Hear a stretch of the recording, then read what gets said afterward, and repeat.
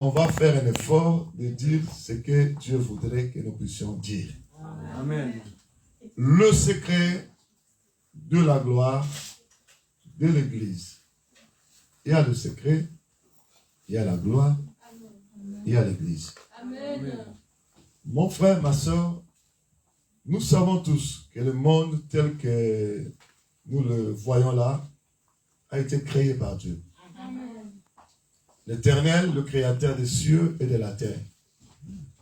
Déjà, dans le premier verset de la Bible, dans le Genèse chapitre 1, on nous dit, au commencement, Dieu créa les cieux et la terre.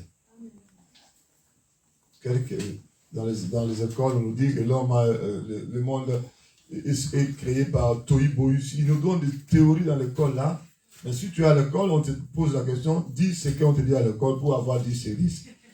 Mais sache que le monde entier a été créé par qui? Par Dieu Tout-Puissant. Ce n'est pas Tohu Bohu qui dit ça. C'est Dieu qui a créé les cieux et la terre. Alléluia. Amen. Mais dans le verset qui suit, on ne nous explique pas comment il a créé le ciel. On nous parle directement de la terre. La terre était informe et vide. On nous a expliqué sur la terre jusqu'à ce que Dieu a créé pendant 6 jours et il a créé l'homme. Non, pendant 5 jours, il a créé l'homme le 6e jour et le 7e jour il s'est reposé. C'est ça qu'on nous a parlé de la terre. Mais le ciel, les cieux, on ne nous a pas dit ça dans Genèse. Mais quand vous fouillez la Bible bien, dans d'autres endroits, on a parlé également des cieux. Nous allons arriver. Mais au départ, quand il parle d'abord sur la terre. Comment elle était informe, vide. Il y avait de l'abîme, il y avait des eaux partout. Et l'Esprit de l'Éternel s'est mouvé au-dessus des eaux. Et Dieu a dit. Dieu dit, que la lumière soit. Dieu dit, tout ce qui existe sur la terre a été créé par la parole de Dieu. Amen. Dans Jean chapitre 1, verset 1, vous remontez, la Bible dit tout ce qui existe a été créé par la parole. Alléluia. C'est-à-dire, je veux dire quoi?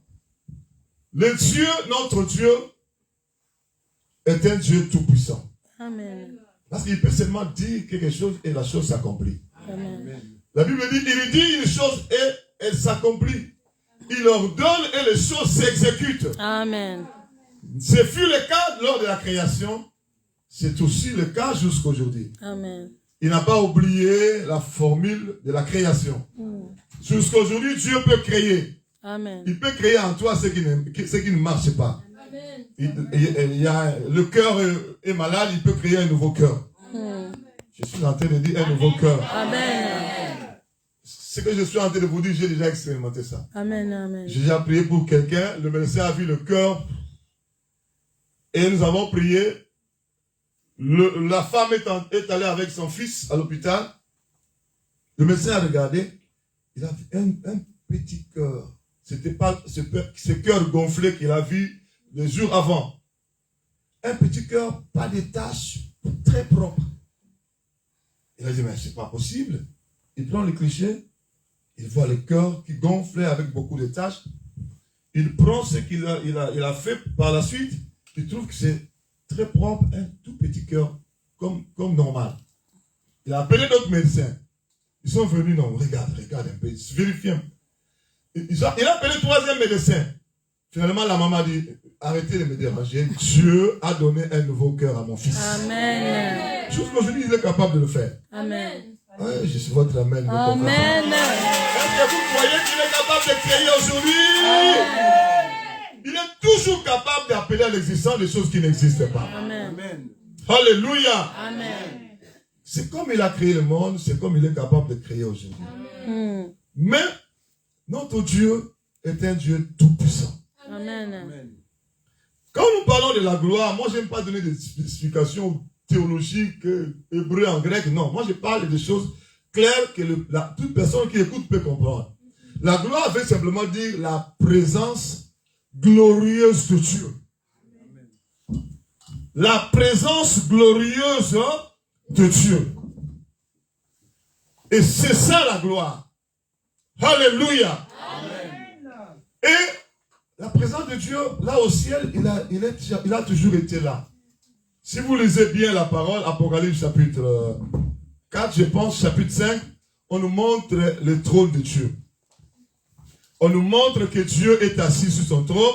Il y a des éclairs, il y a des tonnerres sur son trône. Il y a des anges qui sont là, 24 veillards, 4 vivants. Il y a, si vous comprenez bien, c'est-à-dire là où Dieu est assis, autour de lui, il y a des choses terribles qui s'opèrent. Amen.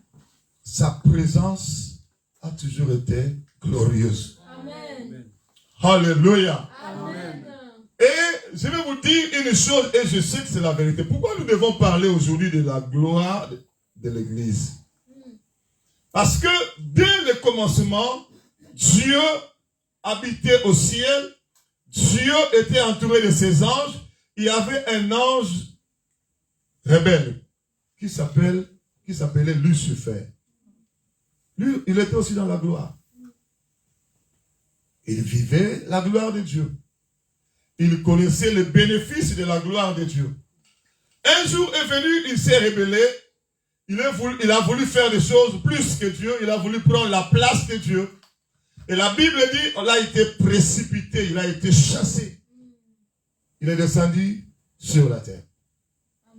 Mais sur la terre, il a trouvé l'homme que Dieu a créé à son image et selon sa ressemblance. Cet homme s'appelait Adam. Le 6e jour, quand Dieu créé, il a créé l'homme. Il s'appelait Adam. Alléluia. Amen. Et Adam était bénéficiaire de la présence glorieuse de Dieu. Amen. Parce que Adam vivait avec Dieu. Dieu était là avec Adam. Mon frère, quand j'étais en train de préparer ce message, j'ai vu beaucoup de choses. Et je sais que Dieu va faire beaucoup de choses. Amen. Amen. Adam n'avait pas un problème. Il supportait bien la présence de Dieu. Il aimait la présence glorieuse de Dieu. Et la présence glorieuse de Dieu dans le jardin de terre avec Adam a permis que tout se passe comme sur les roulettes. Quand Adam avait besoin de quelque chose, directement, Dieu agissait. Amen. Lorsque Adam était bénéficiaire de la gloire, lorsqu'il vivait dans la gloire, je vais vous donner un exemple. Dieu lui dit, Adam, donne le nom à tous les animaux. Adam a donné le nom à tous les animaux. La Bible dit qu'il a remarqué qu'il n'y avait pas une aide semblable à lui là-dedans. Il a simplement remarqué qu'il n'avait pas une aide semblable. Tout de suite après, Dieu a donné une femme à Adam. Amen. Lorsque Adam était dans la gloire, il n'y avait même pas de problème. L'obéissance était parfaite. Dieu dit, donne les animaux le nom. Il faut nommer tous les animaux. Frère bien-aimé, aujourd'hui là, tous les animaux ont déjà des noms.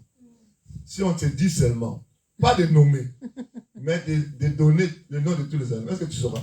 Non, impossible. Tous les animaux du monde, tu donnes le nom de ceux. Ils ont déjà leur nom. Que tu donnes, tu nous expliques même le nom de tous les animaux. Est-ce que tu sauras? Non. Animal. Les animaux, les oiseaux, les reptiles, les insectes. Tu connais tous les noms? Non, les poissons même. Mais lui, c'est lui qui a donné tous les noms. Adam. Amen. Est-ce que c'est facile de donner le nom à tous les animaux? Non. Tu demandes si c'est facile. Non. Et que tu n'oublies pas, celui-là est l'éléphant, quand l'antilope va venir, il ne faut pas dire que toi aussi c'est l'éléphant. Hein. C'est-à-dire, il faut que tu saches que non, l'éléphant j'ai déjà donné à l'autre, je ne vais plus donner à l'autre éléphant. Mais si ce n'est pas la gloire, tu ne peux pas arriver. Parce qu'il était bénéficiaire de la gloire de Dieu et la présence glorieuse de Dieu était là, ça lui a facilité les choses. Amen. Mon frère, ma soeur, je vais vous dire, lorsque tu fais quelque chose dans la gloire de Dieu, accompagné de la gloire de Dieu, même les choses impossibles vont devenir possibles. Amen. Il a réussi à donner le nom à tous les animaux. Pourquoi? Parce qu'il était bénéficiaire de la présence glorieuse de Dieu. Amen. Alléluia. Amen. Non seulement il a réussi, mais il obéissait sur toute la ligne. Quand on lui dit de donner le nom, il a donné. Quand on lui a donné un profond sommeil, est-ce qu'il a discuté? Non. Lorsqu'on est bénéficiaire de la gloire de Dieu, l'obéissance va couler. Ça ne sera pas un problème pour obéir. Parce que la gloire de Dieu qui t'accompagne ne te pousse pas à désobéir. Amen. Adam a obéi tout ce qu'on lui a dit lorsque la gloire était là. Amen. Alléluia. Amen. Je dis Alléluia. Amen. Tout ce que Dieu a demandé à Adam lorsque la gloire était là, il a obéi. Il a réussi à le faire. Amen. Tout ce que Adam a désiré lorsque la gloire était là, Dieu a fait. Aujourd'hui, nous sommes en train de parler du secret de la gloire de l'Église. Pourquoi? Parce que dans la vie de beaucoup de gens, la gloire de Dieu n'est plus là. La présence de Dieu n'est plus là. Je vais vous expliquer, vous allez comprendre. Il y a une différence entre prier et avoir la gloire de Dieu en lui. Prier, c'est autre chose, mais avoir ce que tu fais soit accompagné de la gloire de Dieu. Ce n'est pas tout le monde, hein. C'est d'ailleurs pas tout le monde. Le premier bénéficiaire de la gloire de Dieu que nous pouvons donner comme exemple aujourd'hui, c'est Satan. Lorsqu'il s'est rébellé, est-ce qu'il a encore joui?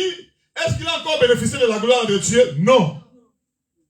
Il a quitté la lumière pour aller dans le ténèbre. Il était un ange de lumière, il est devenu le prince de ce monde des ténèbres. Vous voyez le changement? Lorsqu'on quitte la gloire, il y a quelque part dans la Bible, on parle de Ikabot, ça veut dire la gloire est bannie. Amen. Le premier Ikabot, c'est Satan. Chez qui la gloire était bannie. Celui qui a subi le bannissement de la gloire, le tout premier, c'est Satan. Il a quitté la gloire, on l'a chassé. Du ciel, il est descendu sur la terre. Il a quitté la lumière pour devenir le leader du monde des ténèbres. Jusqu'aujourd'hui.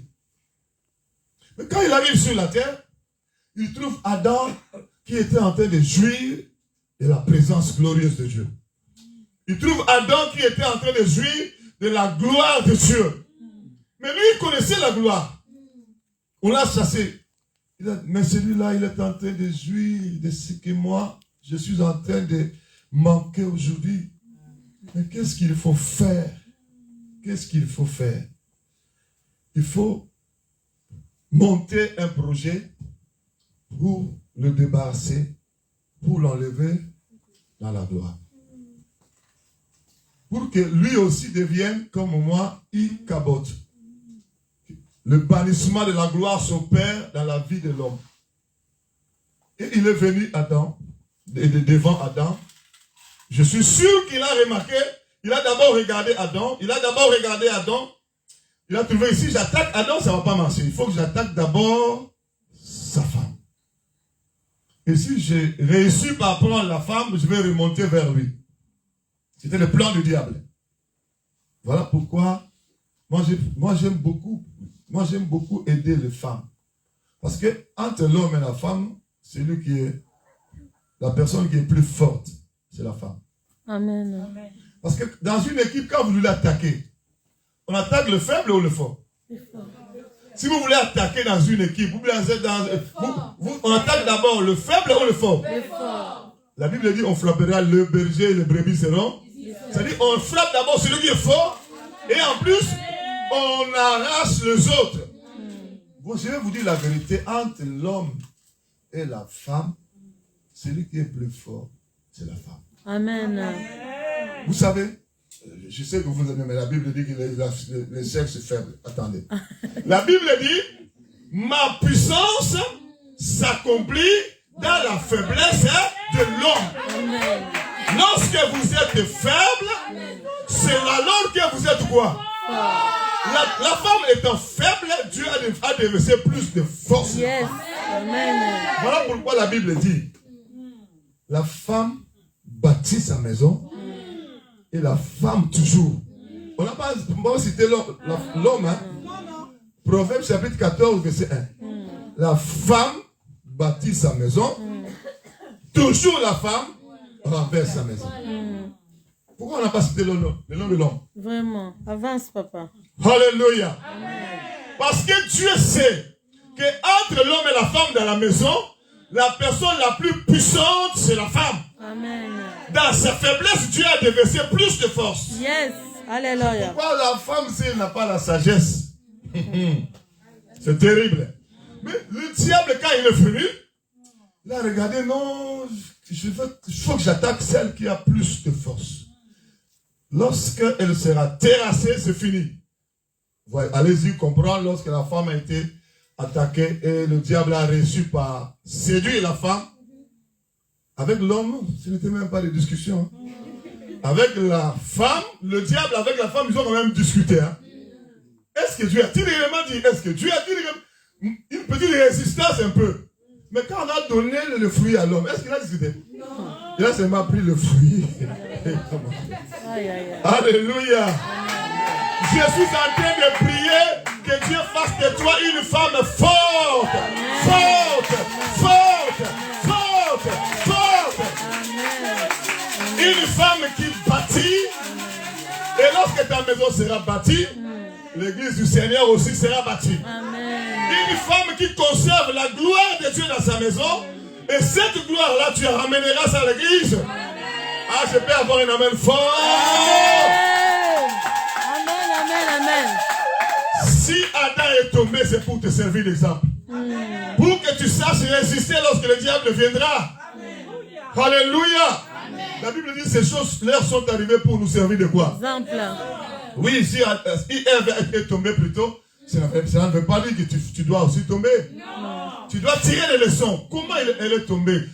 Qu'est-ce qui a fait qu'elle tombe? Moi, je ne tomberai pas. Je résisterai avec la sagesse pour bâtir ma maison. Amen. Alléluia. Amen. Mais il s'avère que le diable a attaqué d'abord la femme. Amen. Et en plus, l'homme.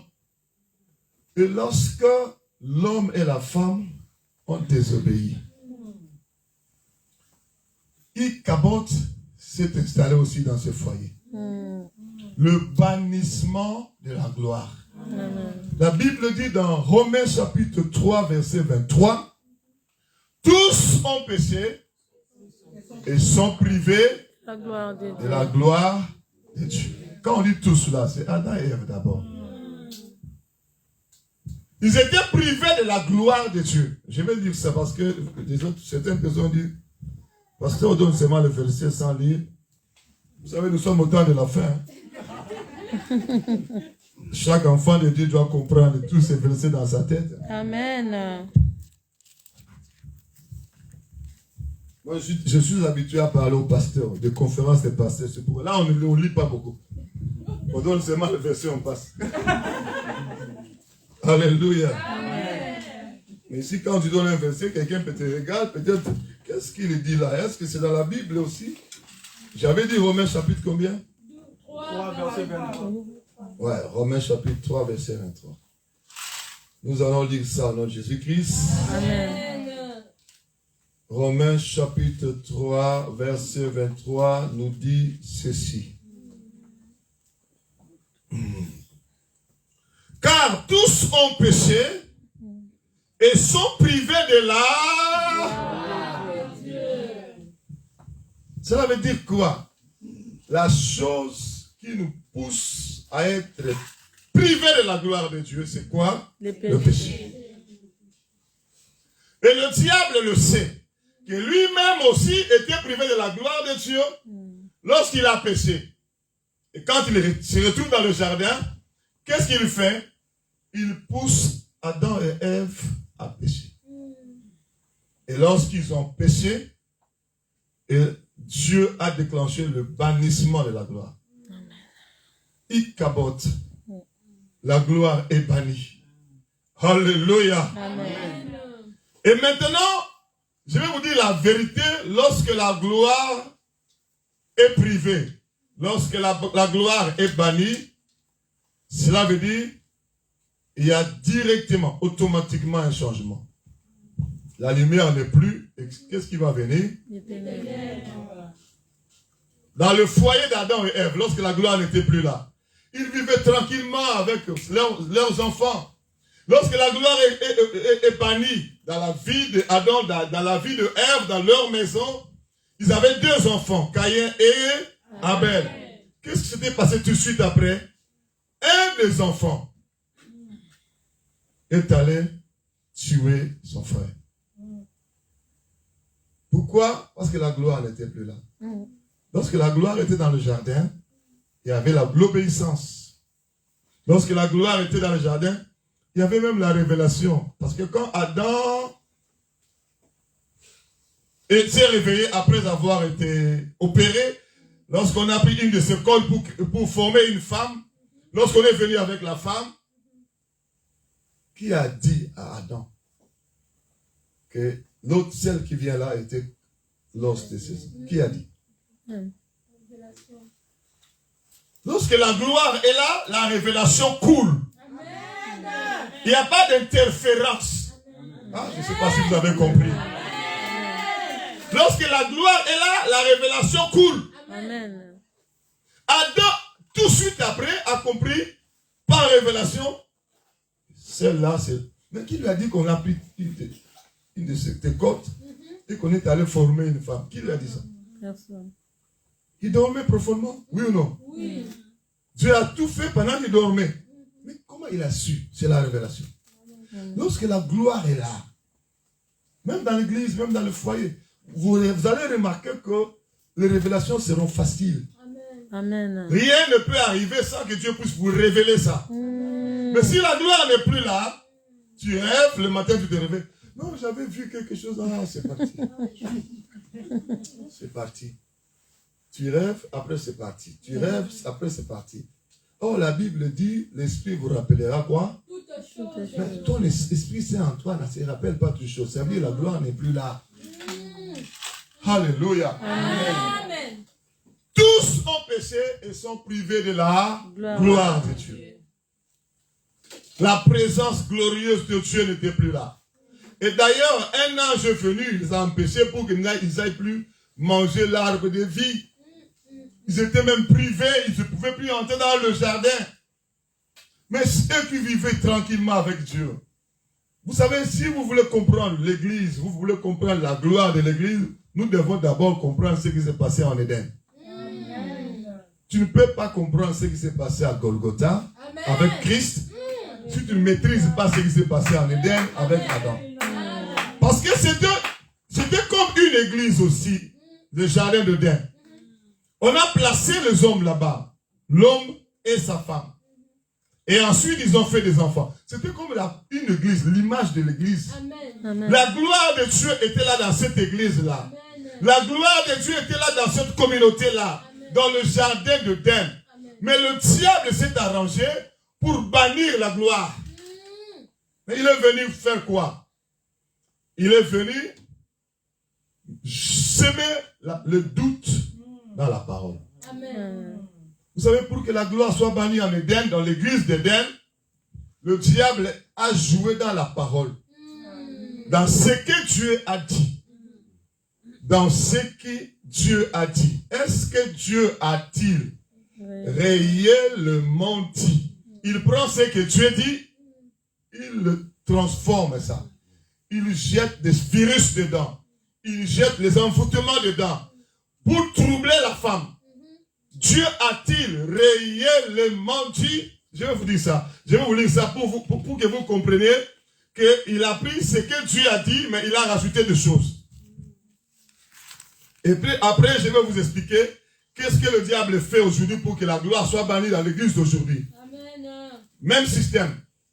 Il vient dans la parole, il introduit un certain nombre de choses qui troublent les gens quand vous obéissez à ça, alors que vous ne savez pas, mais vous obéissez au diable. Qu'est-ce que la Bible nous dit?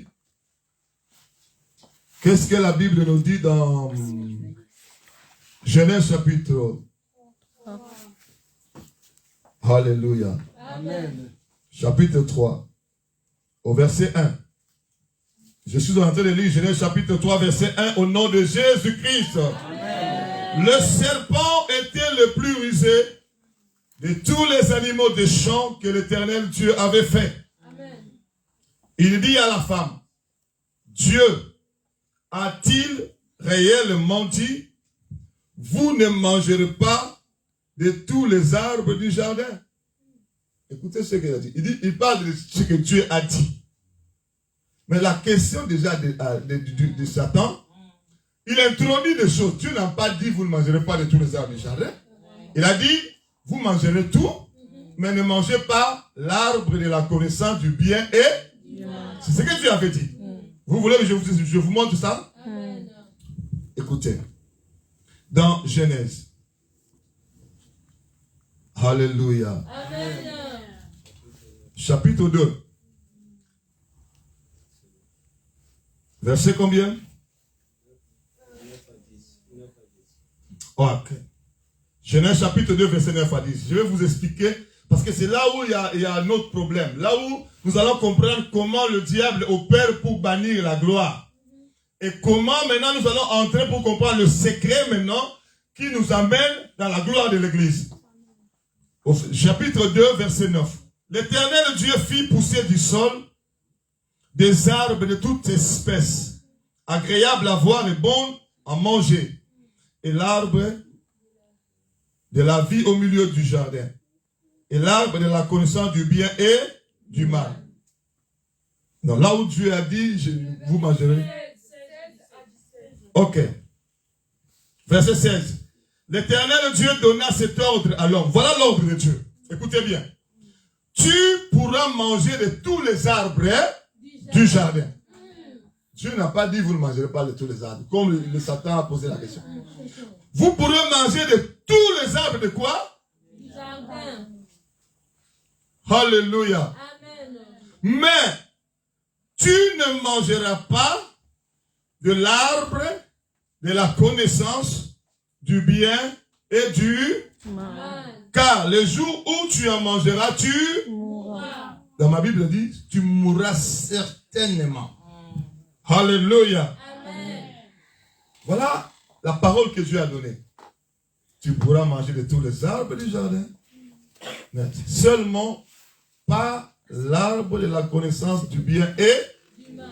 Bon, écoutez maintenant ce que le diable est venu. Donc il a introduit déjà quelque chose même dans sa question, la question posée, il a transformé déjà ce que Dieu a posé comme fondement. Qu'est-ce que le diable dit dans chapitre 3 maintenant, là où nous avons déjà lu? Qu'est-ce que le diable a dit? Au verset 1er. Le serpent était l'animal brut, tout ça. L'Éternel Dieu avait fait. Il dit à la femme, Dieu a-t-il réellement dit, vous ne mangerez pas de tous les arbres du jardin? Voilà la question. Déjà dans la question, il renverse tout. C'est un peu comme la salade. Ce que Dieu a dit autre chose, lui il dit tous les arbres.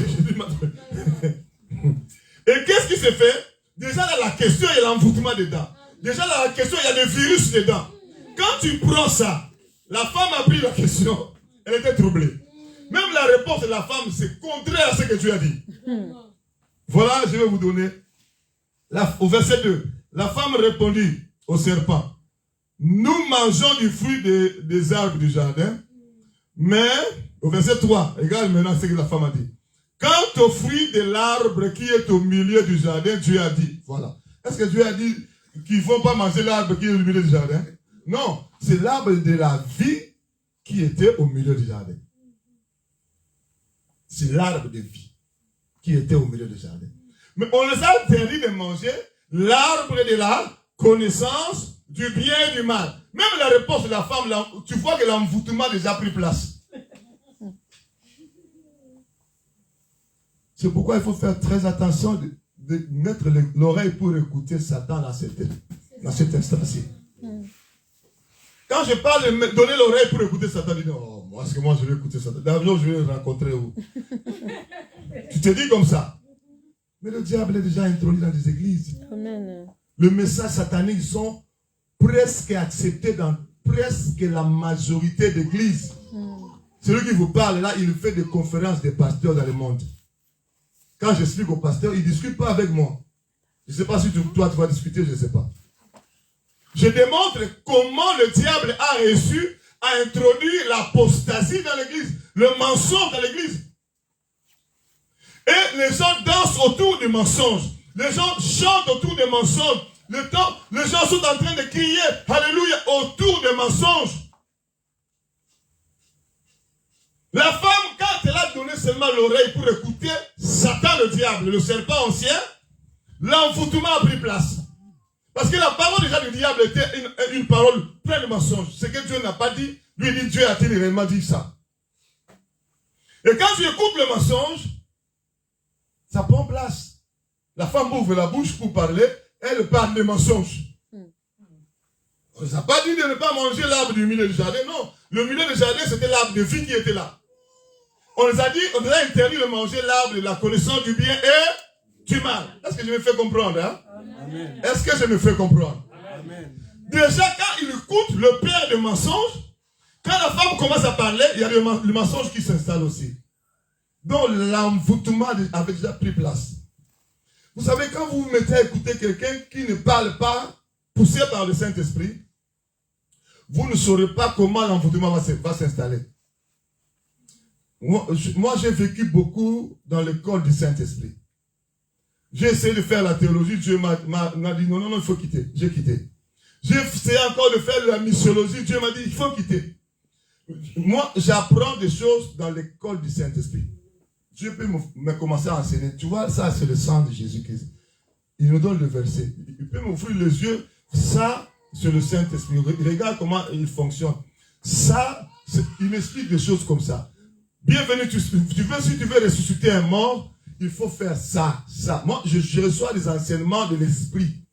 Des fois dans les songes, des fois dans les visions, des fois, pas des songes, pas des visions, mais j'entends une voix me parler. Je marche comme ça, j'entends bienvenue. On commence à m'expliquer des choses. Et toutes les fois que je me mets à parler au pasteur, j'ai toujours eu ce silence-là. Ils sont toujours silencieux. Ils se posent la question, mais ils reçoivent ces choses où? Mais de l'Esprit de Dieu. Amen. Nous devons laisser l'Esprit parler à l'Église. Amen. Si nous prenons les syllabus de théologie, commencez à lire là-bas pour donner aux gens, ça ne donne pas la vie. Le diable a introduit ce qu'on appelle l'apostasie. Déjà, dans la première église entre Adam et Ève, il a introduit l'apostasie chez la femme, mensonge, et la femme maintenant est allée corrompre son mari, et tout le foyer, toute l'église était foutue. Et du coup, comme résultat, la gloire de Dieu n'était plus là. Or, tous ont péché et sont privés de la gloire de Dieu. Privés de la présence glorieuse de Dieu. Mais aujourd'hui, il y a des gens qui ont pris vraiment conscience, ils sont commencés à prier. Tu peux aussi prier dans une église où la gloire est bannie. Tu peux prier aussi, tu peux faire des jeûnes en ayant la gloire bannie en toi. Malheureusement. Mais nous sommes en train de parler pour comprendre le secret de la gloire de l'église. Aujourd'hui, l'église, ce n'est pas comme Adam et Ève dans le jardin. Aujourd'hui, l'église, c'est toutes les personnes qui ont reçu Jésus-Christ dans leur vie. Amen. À tous ceux qui l'ont reçu, à tous ceux qui croient en lui, il leur a donné le pouvoir de devenir enfant de Dieu. Amen. C'est ça l'église. Toute personne qui a reçu Jésus-Christ dans sa vie, comme son Seigneur et son Sauveur. L'ensemble de tous ces gens-là, qui sont sanctifiés, mis à part pour le Seigneur, c'est ce qu'on appelle église. Église, ce n'est pas seulement église corps de Christ qu'on ne voit pas, ce qui est constitué par l'ensemble de chrétiens, de frères et sœurs en Christ. L'église, c'est aussi toi. Amen. Vous êtes le temple du Saint-Esprit de Dieu. Amen. Toi aussi, tu es l'église. Alléluia. Amen. Quand nous parlons de la gloire bannie, la gloire peut être bannie seulement dans l'église. Homme, ou bien troisième niveau, l'église locale, comme nous sommes là. Amen. Église de la France, Dans une église locale, la gloire peut être bannie. Mais dans l'église corps de Christ, jamais la gloire sera bannie. Hein? Parce que les véritables enfants de Dieu seront toujours là, dans la présence de Dieu, dans la présence glorieuse de Dieu. Mais l'église qui expérimente le bannissement de la gloire, c'est l'église locale ou bien l'église homme. C'est ce que nous allons parler maintenant. Parce que l'église universelle, l'église corps de Christ, elle est toujours glorieuse. D'ailleurs, le Seigneur a dit, je bâtirai mon église. Et les portes de séjour des morts ne prédomineront point contre elle. Amen.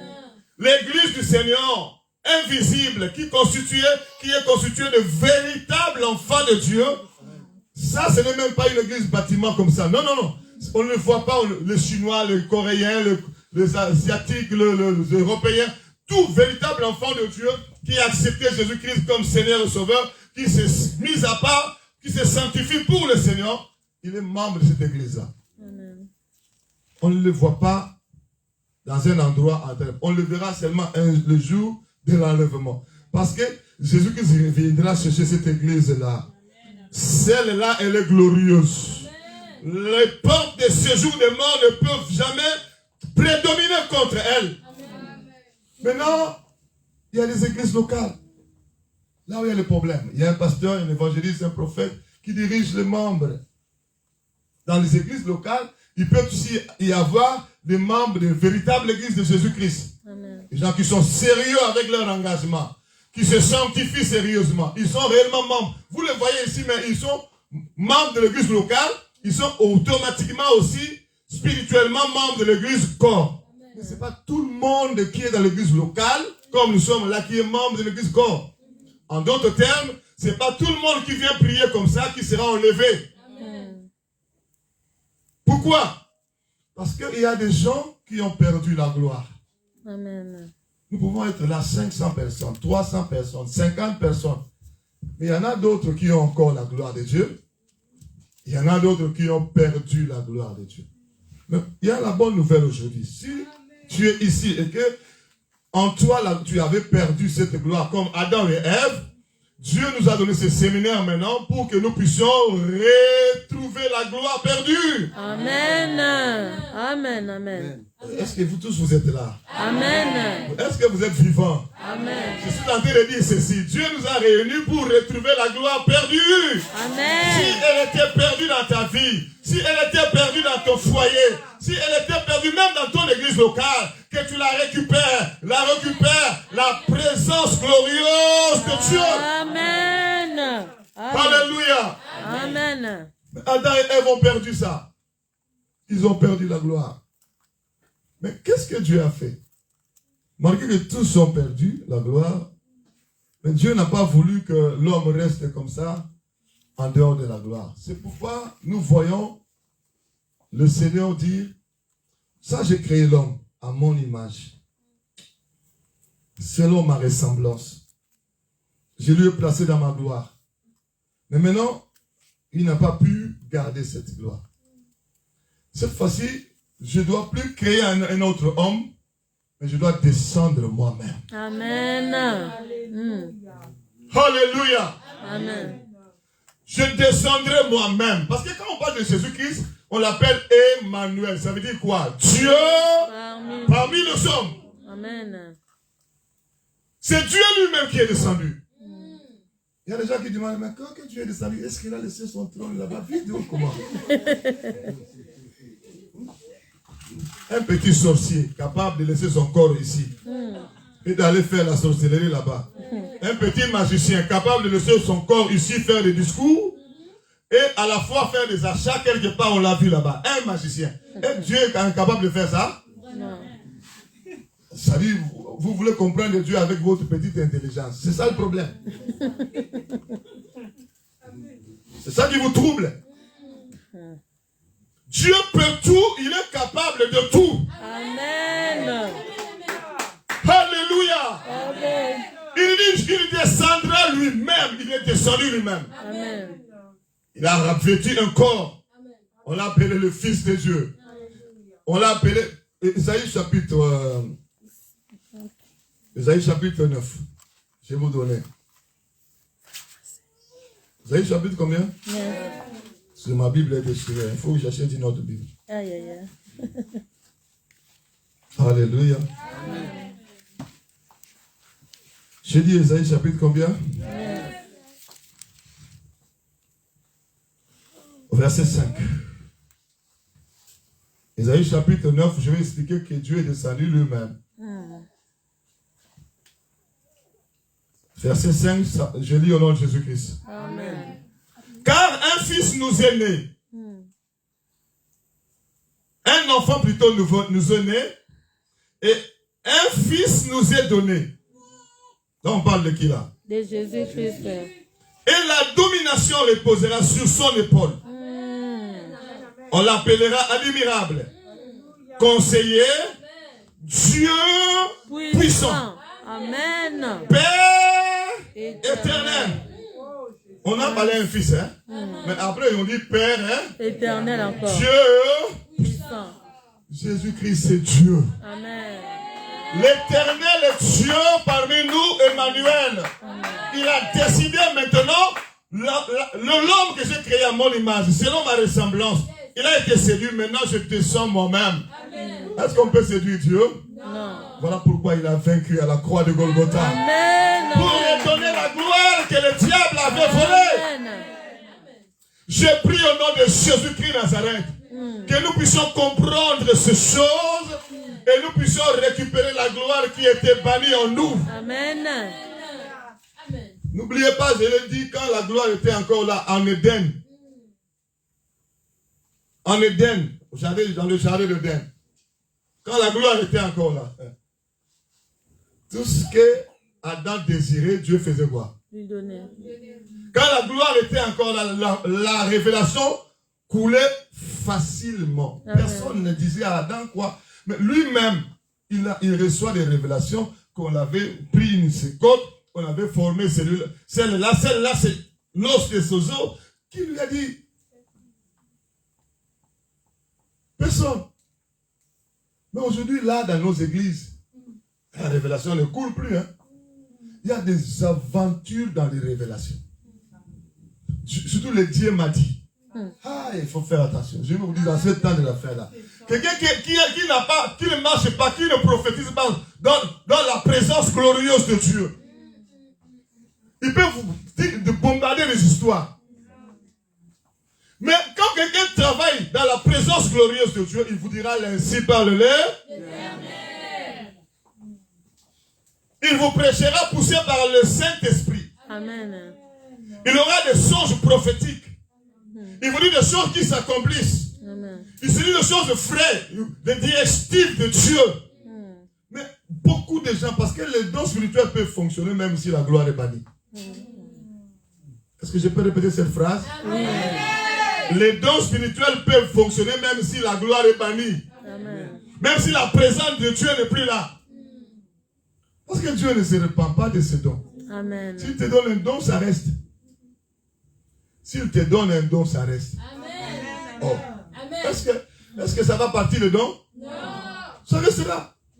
Il y a même des gens qui iront même jusqu'en enfer avec leurs dons en train de prophétiser. Jusqu'en enfer. Il y a des gens qui iront jusqu'en enfer avec leurs dons en train de voir des visions, des visions, des visions. Il y a des gens qui iront en enfer avec leurs dons, mais les dons c'est bon, nous devons avoir des dons. Mais les dons doivent fonctionner dans la gloire. Amen. Alléluia. Amen. Lorsque nous travaillons avec la présence de Dieu, nous travaillons réellement pour Dieu. Amen. Parce que quand Adam et Ève ont péché, qu'est-ce qui s'était passé? Ils ont fait des enfants. Le premier s'appelait Caïn. Et le second s'appelait Abel. Amen. Ils sont allés prier, oui ou non? Oui. Oui, la Bible dit. Parce qu'ils avaient toujours la notion de Dieu. Ils prient, malgré que la gloire était bannie, mais ils priaient toujours. Est-ce que vous comprenez ça? Amen. Caïn est allé faire un autel. Il a pris le feuille de son champ pour offrir à Dieu. C'est-à-dire qu'il croyait toujours que Dieu existe. Il croyait toujours que nous pouvons prier Dieu. Mais la gloire n'était plus là. Voilà pourquoi quand Caïn a fait, la Bible dit quoi? Dieu n'a pas regardé favorablement Caïn Et il n'a pas regardé favorablement son offrande. offrande. Mais il a regardé favorablement Abel. Pourquoi? Parce qu'Abel, premièrement, il a pris une des bêtes de son troupeau pour offrir à Dieu. Abel est entré dans la révélation. Amen. Parce que la Bible dit, sans effusion de sang, il n'y a pas pardon du péché. Amen, amen, amen. Quand il a coupé l'animal, il était déjà dans la révélation comme quoi, quand il n'y a pas effusion de sang, il n'y a pas pardon. Amen. Et Dieu a pardonné ses péchés. À l'époque, c'était avec les animaux, même avec Moïse. Alléluia. On pouvait venir avec un animal, on coupe, le péché est pardonné. Mais nous, notre animal, c'est Jésus-Christ qui est mort. Yes. Yes. Alléluia. L'agneau de Dieu qui ôte le péché du monde. Il a donné son sang. Son sang a coulé. Et tout le monde qui croit en lui, ce sang-là le purifie ses péchés. Alléluia. Mais ils ont quand même prié, malgré que la gloire n'était pas là. Caïn a prié. Même aujourd'hui, il y a des gens qui prient sans la gloire. Il y a des églises qui communient comme ça, sans la gloire. Il y a des foyers qui prient chaque jour sans la gloire. Nous sommes en train de prier que Dieu nous fasse voir la gloire, la gloire, la gloire, la gloire, la gloire. La gloire qui était bannie puisse retourner. Amen. Alléluia. Amen. Et c'est ça la volonté de Dieu. Que cette gloire qui était bannie puisse retourner. C'est pourquoi Christ est venu mourir à la croix. Tu es descendu lui-même. C'était dans la démarche de retourner la gloire de Dieu. Amen. Quand il est venu avant de mourir, qu'est-ce qu'il a fait? Il a vécu pendant 33 ans, Jésus-Christ. Combien d'années? 33 ans. Et avant de mourir, il a pris le soin de faire son ministère pendant 3 ans. De 0 à 12 ans, on ne parle pas ce qu'il a fait. De 0 à 12 ans. On nous parle seulement à l'âge de 12 ans, Jésus-Christ s'est retrouvé dans le temple, en train de discuter avec les sacrificateurs.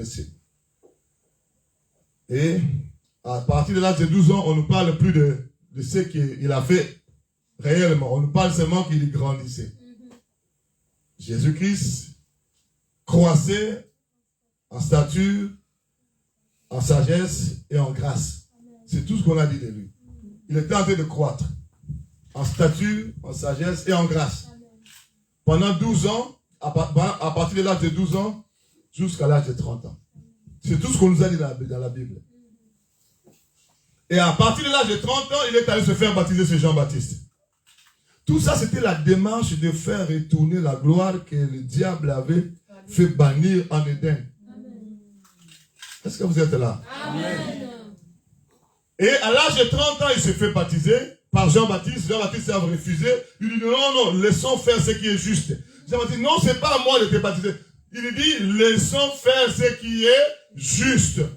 Il s'est fait baptiser par Jean-Baptiste. Quand il sort de l'eau, la Bible dit le ciel s'ouvre. Quand le ciel s'est ouvert, la Bible dit, la gloire de Dieu s'est manifestée. Amen. Ils ont vu la gloire et ils ont entendu la voix. Celui-ci est mon fils bien-aimé et en qui je mets toute mon Affection. Alléluia. Amen.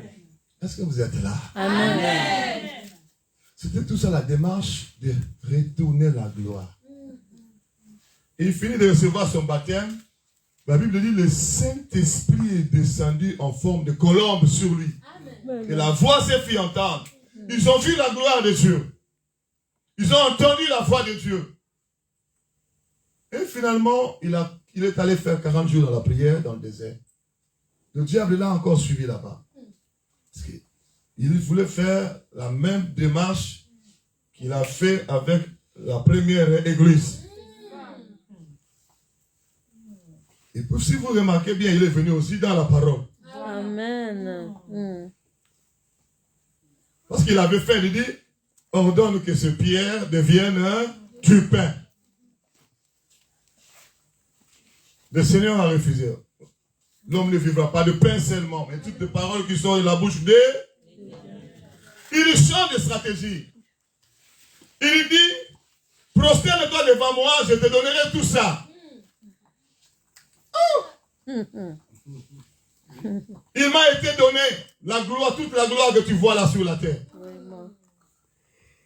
Le Seigneur a refusé. Quand il a refusé, il était toujours attaché à la parole. Souvenez-vous, avec Adam, avec Ève, Ève était sortie de la parole. C'est pourquoi la première église était tombée. Elle était sortie de la parole. Pourquoi? Parce qu'il a laissé l'oreille au diable. Et quand le diable a parlé, l'envoûtement a pris place. Maintenant, ce n'est plus affaire d'Adam et Ève, c'est Dieu lui-même qui descend. Amen. Amen. Alléluia. Il essaie pour la troisième fois. Jette-toi d'en haut jusqu'en bas, parce qu'il répondait toujours, il est écrit, il dit, il faut que je l'embrouille, comme je le fais avec Ève, toujours dans la parole. Lui aussi, il a dit, il est écrit, il ordonnera à ses anges de te porter pour que ton pied ne puisse pas heurter contre une pierre. Il était trop sûr, puisque j'entre dans la parole, je l'aurai, comme j'ai eu la première église. Le Seigneur a dit, tu ne tenteras pas. Il a dit, il est aussi écrit, tu ne tenteras pas le Seigneur ton Dieu. Il était en train d'attaquer celui qu'on appelle la parole. Lui, c'est la parole, faite chair. Mais tu peux pas l'embrouiller parce que lui, c'est la parole incarnée. La parole faite chair. Tu ne peux pas venir avec la parole pour l'embrouiller. Amen. Amen. Et le diable a trouvé que non, ici, là, c'est des lourds. Ici, il n'y a pas d'accès. Et il s'est enfui pour chercher un moment favorable. Et le Seigneur est allé dans sa mission de retourner la gloire dans l'église. Et il est allé prier après à sa prière pendant, la Bible dit il est revenu revêtu de gloire et de puissance. Amen. Revêtu de gloire et de puissance et de magnificence. Éternel, tu es saint. Oh, revêtu de gloire et de puissance et de magnificence. Éternel, tu es saint. Oh, dans mon cœur, tu es si précieux. Ton trône est dans les cieux.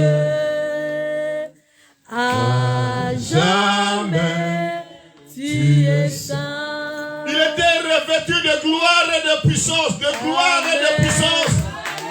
dans sa démarche de redonner la gloire, de faire retourner la gloire dans la vie de ses enfants. Il a commencé son ministère. Écoutez, je vais vous dire la vérité maintenant, là, avant de prier. Pour que la gloire devait retourner dans le cadre de l'église. Parce qu'il était venu mourir pour bâtir. Il a dit, je bâtirai. Tout ce qu'il était venu là, c'était pour bâtir son église. Maintenant, la gloire devait revenir où? Ton église. Le cadre prévu pour que la gloire puisse revenir, c'était l'église. Même quand il est venu là, il est venu, il opérait des miracles, il chassait les démons, il ouvrait les yeux des aveugles. Ça, c'était seulement pour démontrer que ce que je suis là, c'est moi, le reflet de la gloire de Dieu. Amen. Mais ce n'était pas l'objectif, l'aveugle voit. Même si l'aveugle voit, s'il ne croit pas en Jésus-Christ, il ira toujours en enfer. Est-ce que vous êtes là? Amen. C'était pour bâtir l'église. Alléluia. Amen. Je suis en train de dire Alléluia encore. Amen. Je suis encore en train de dire Alléluia encore. Amen.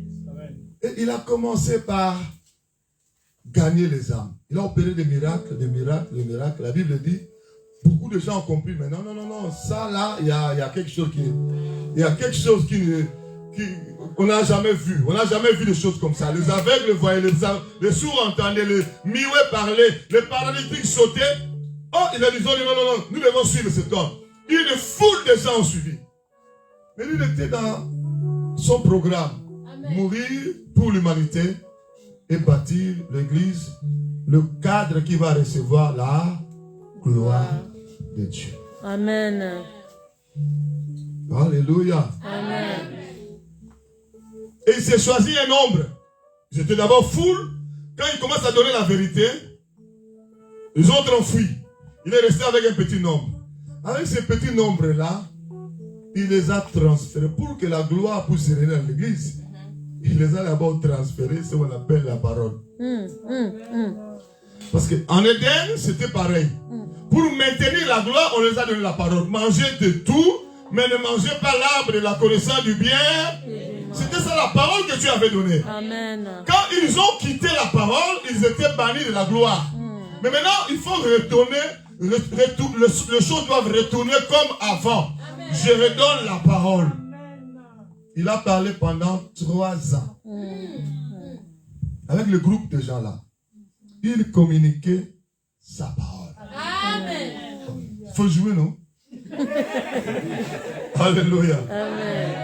On acclame le Seigneur très fort, très fort, très fort, très fort, très fort. Alléluia.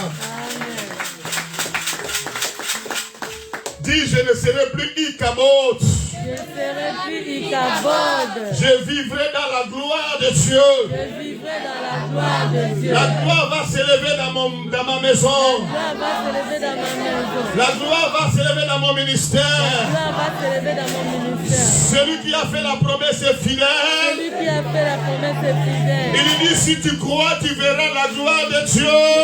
Si tu crois, tu verras la gloire de Dieu. Alléluia. Amen. On doit croire en Jésus-Christ. Amen. On doit croire à sa parole. Amen. C'est pourquoi il a donné la parole. Voilà maintenant là où il y a le problème. Pendant 3 ans, il a d'abord transféré sa parole à ces gens-là qui le suivaient. 3 ans. Matin, midi, soir, des fois la nuit même. Sur les montagnes, dans des bateaux, sur des collines, sur le bord des mers, dans le désert. Il a dans une maison même. Il a des fois il parlait dans une maison. Il a maximisé ces 3 ans-là pour communiquer la parole. Parce que ce qui permet à la gloire de rester, c'est la parole. Amen. Amen. Souvenez-vous, Adam et Ève ont quitté la parole, la gloire les a quittés aussi. Voilà. Alléluia. Amen. Pour que cette fois-ci, la gloire ne puisse pas quitter l'église, je leur donne la parole qui maintient la gloire. Amen. 3 ans et demi. Quand le Seigneur accorde sa parole, c'est la saine doctrine. Ce n'est pas la théologie. C'est la saine parole, la parole pure, la parole véritable qui vient du ciel, qui sort de sa bouche pour donner à l'église. L'église naissante, ce n'était pas encore une église, hein. C'était le projet, c'était un projet, c'était un groupe de gens. Parce que ce groupe-là devrait constituer l'église naissante. Amen. Il les a communiqué la parole. Et le tout premier message qu'il a donné. Le tout premier message. Après avoir fait des miracles, le tout premier message qu'il a donné, c'est dans Matthieu chapitre 4, verset 17. Repentez-vous, car le royaume des cieux est proche. Le tout premier parole. Pourquoi il a donné ça? C'est-à-dire, ce premier enseignement-là, ce premier prédication-là, renfermait tout ce qu'il était venu faire sur la terre. Amen. Je suis venu parce que c'est une question du royaume. Je suis venu pour vous ramener dans le royaume. Dans le royaume des cieux. Mais pour accéder là-bas, vous commencez par la repentance. C'est ça qui vous ouvre la porte du royaume des cieux. Le commencement, c'est la repentance et la fidélité, c'est le royaume des cieux. Mais entre la repentance et le royaume des cieux, il y a des choses à faire. Je vais vous expliquer après. Mais, en grosso modo, mon message, je suis venu pour vous amener dans la repentance pour que vous puissiez finalement vous retrouver dans le royaume des cieux. Mais aujourd'hui, les églises proposent le royaume des cieux sans parler de la repentance. Comptez à ce que le maître, le Seigneur a donné comme message.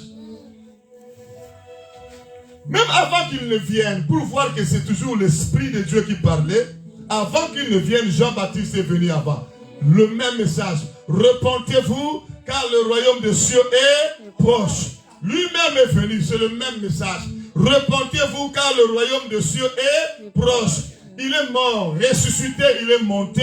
Le même message a continué avec les apôtres. Repentez-vous, repentez-vous, le royaume. Amen, amen, amen.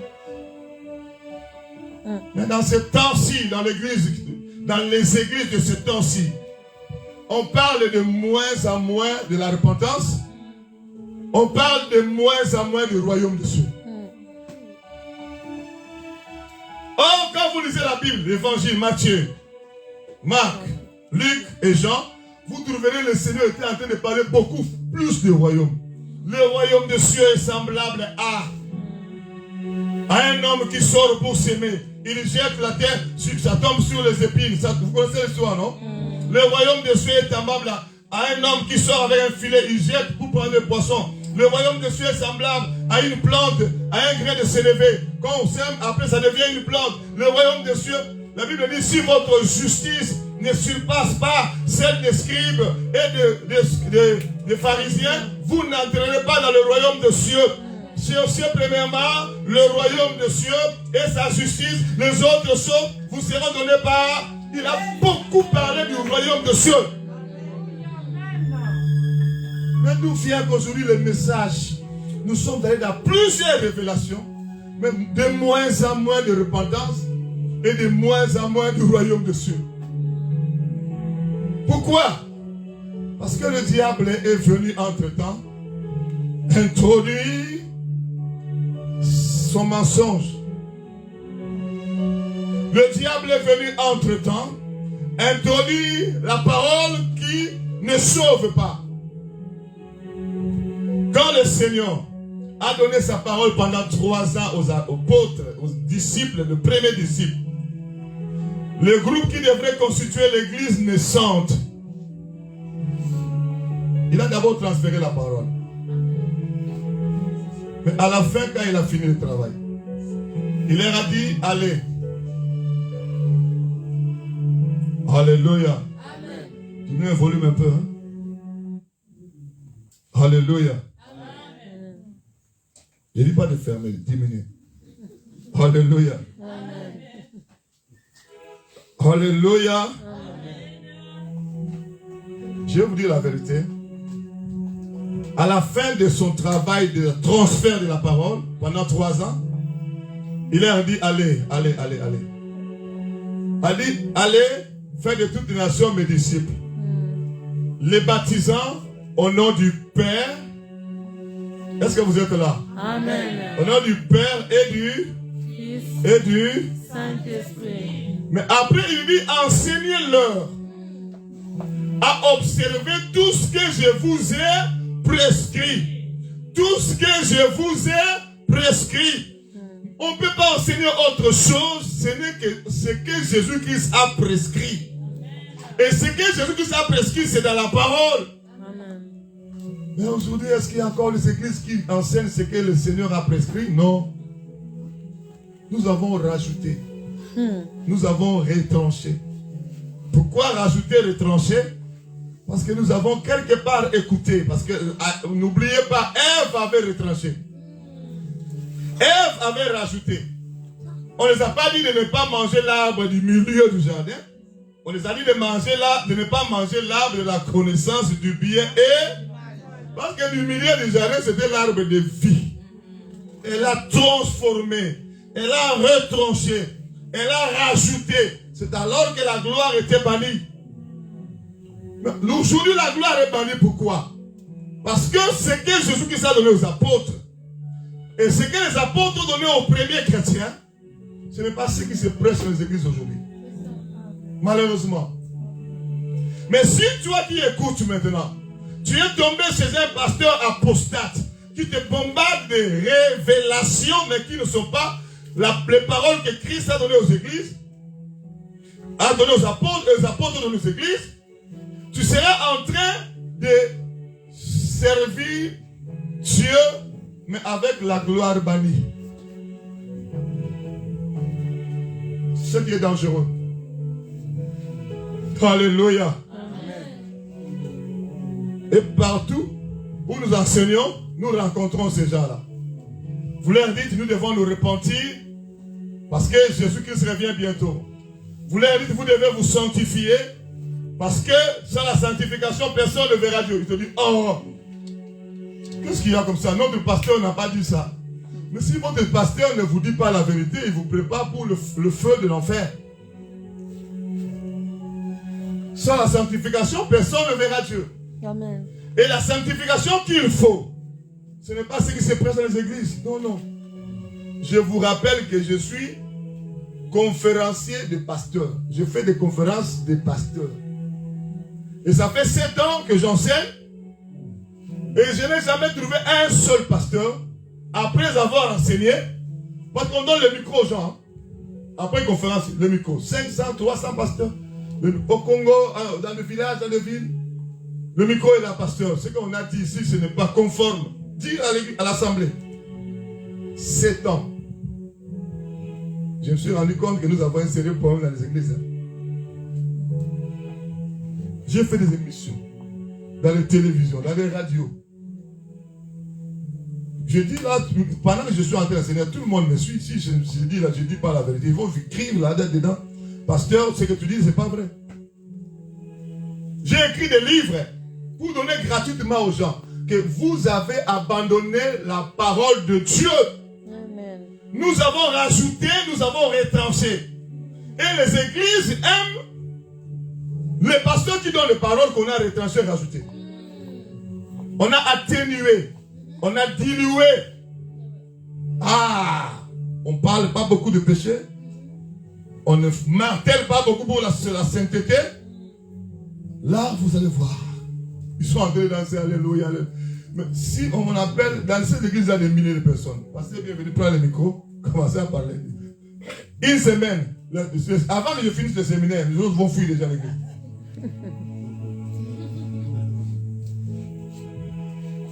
Vous allez voir quelqu'un fâché. Quand je venais comme ça avec la voiture qui m'a ramené, j'ai trouvé 3 chrétiens dedans.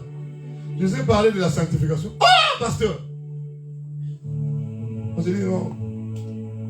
J'imagine, quand vous fêtez Noël, il n'y a pas une recommandation de la Bible de fêter la naissance de Jésus-Christ. Il n'y en a pas. Je n'entre pas dans la profondeur, l'origine de Noël, l'envoûtement de Noël. Non, je ne dis pas ça. Je dis seulement la Bible ne recommande pas de fêter la naissance de Jésus-Christ. Il n'y a pas une recommandation comme ça. Mais pourquoi nous achetons des foie gras, nous achetons des je sais quoi, nous dansons, pourquoi? La naissance de Jésus-Christ, on ne nous a pas dit de célébrer ça.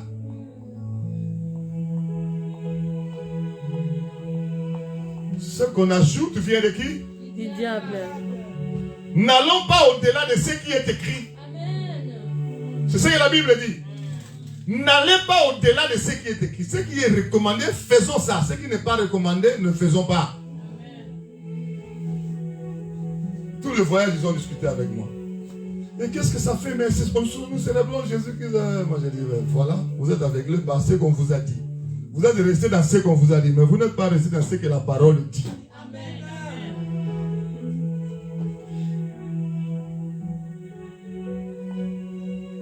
Dis-moi, tu es célibataire? Moi, j'ai dit, je suis marié, mais ça n'a rien à voir avec la Bible. Ça, les alliances. Il n'y a aucune recommandation de porter ça dans la Bible. Ah? C'est vrai? Non, pasteur, toi tu exagères. Pas jusque-là. Moi, je dis, c'est ça le problème. Tu es resté à ce qu'on t'a dit. Mais tu n'es pas resté dans ce qui est écrit. Tu n'es pas resté là-bas. Et ce qu'on nous a dit souvent, ce n'est pas ce qui est écrit. Mais qu'est-ce que vous voulez? Il y en a déjà beaucoup qu'on nous a demandé de faire. Là, même nous les pasteurs, nous on est en train de se souffler pour arriver à faire ça. Mais nous rajoutons encore ce qui n'est pas recommandé. Ce qu'on a déjà recommandé, c'est difficile. Chaque jour, on a prié ici, chacun de nous va se repentir.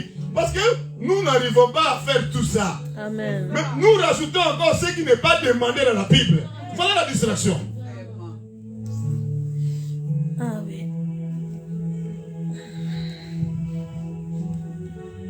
Le 90% d'églises se maquillent, font de mèches.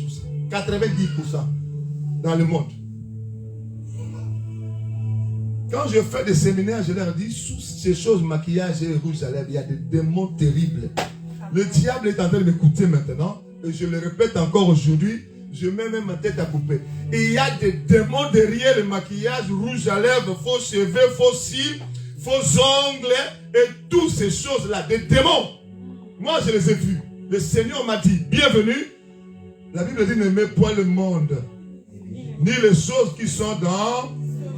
Quiconque aime le monde, l'amour du Père n'est point en... Le maquillage, rouge à lèvres, faux cils, faux ongles, le faux cheveux, c'est le monde, de convoitise de la chair des yeux.